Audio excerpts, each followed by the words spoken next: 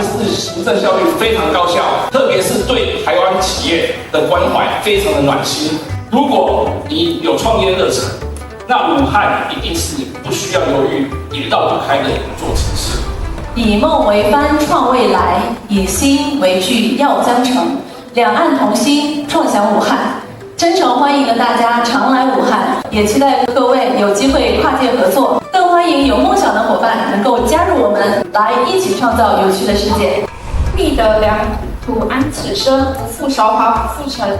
从海峡对岸来到江城武汉，从陌生观望到融入扎根，这段跨越海峡的重重之路，带给我太多温暖与收获。我希望用我自己真实的经历，拉近两岸青年之间的距离。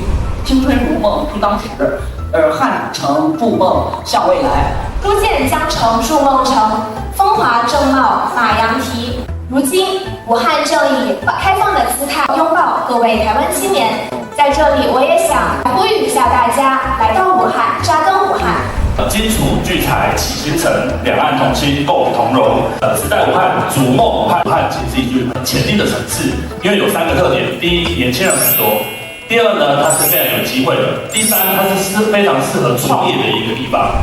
幸得寸心归乐土，愿将此志逐江城。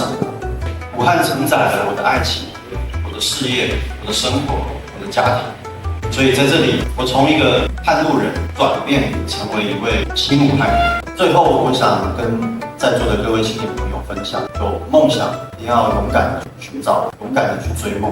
只要心之所向，必有山海。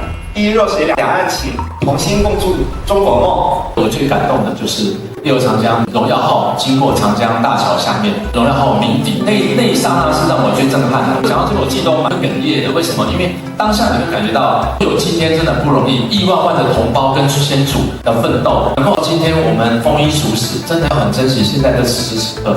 希望台湾同胞都能够来这边来体验一下这边的江河美景啊，跟这边的城市的发展。两岸只有和平，才能让我们一起携手共创这康庄大道。